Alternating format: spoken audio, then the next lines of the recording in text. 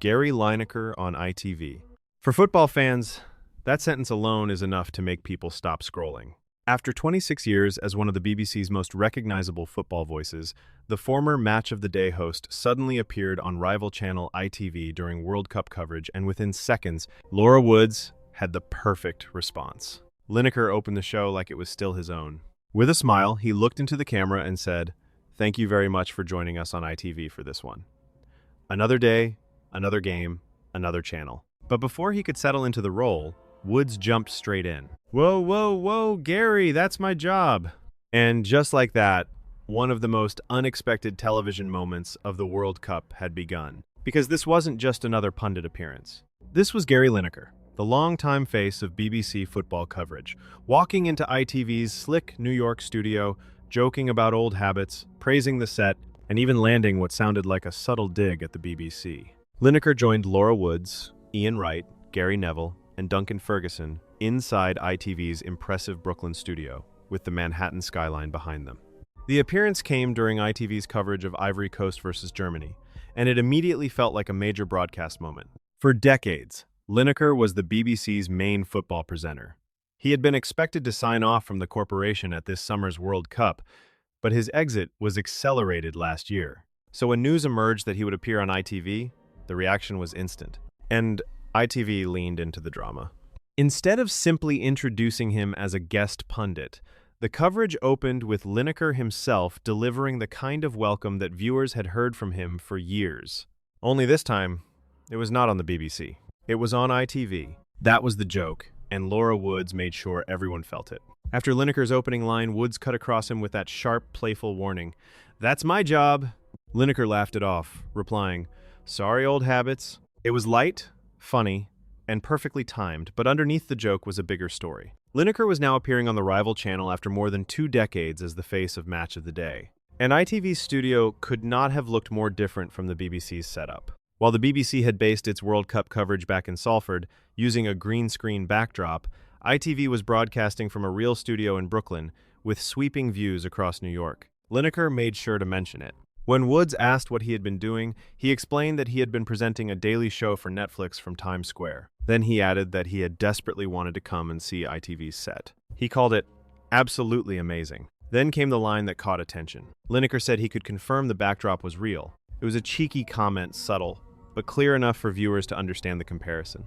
ITV had the Manhattan skyline. The BBC had a green screen. And Lineker, now sitting on ITV, was smiling while saying it. But this appearance was not only about the studio, the jokes, or the channel switch. It was also about reunions, rivalries, and old history colliding on live television.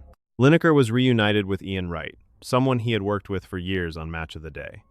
The two were familiar faces together on BBC screens, and now they were side by side in a completely different setting.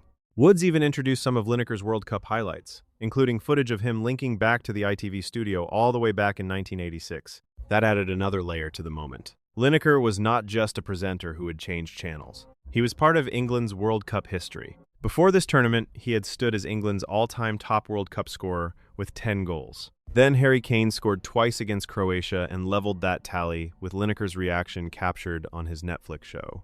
So here he was, a former England striker, a former BBC institution, now sitting in ITV's World Cup studio, watching a New England captain match his record while he worked across multiple platforms. And then there was Gary Neville.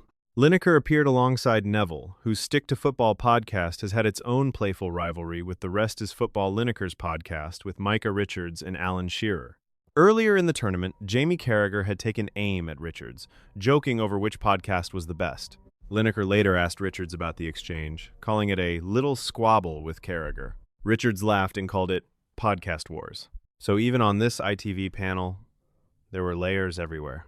BBC history, ITV rivalry, Netflix duties, podcast competition, old teammates, old habits, and a presenter who knew exactly how to turn one surprise appearance into a viral television moment. But the sharpest moment still belonged to Laura Woods. Because when Lineker tried to open the show as if he still owned the presenter's chair, Woods did not hesitate. She smiled, cut in, and reminded him instantly, this was her show.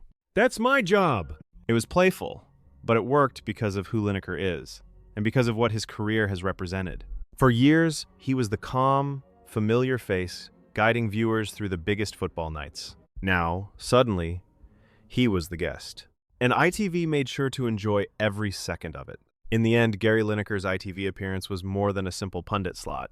It was a television crossover moment. A former BBC icon walking into a rival studio. A live joke from Laura Woods. A subtle line about ITV's real New York backdrop. A reunion with Ian Wright. A panel featuring Gary Neville and Duncan Ferguson. And another chapter in Lineker's unusual post-BBC World Cup story.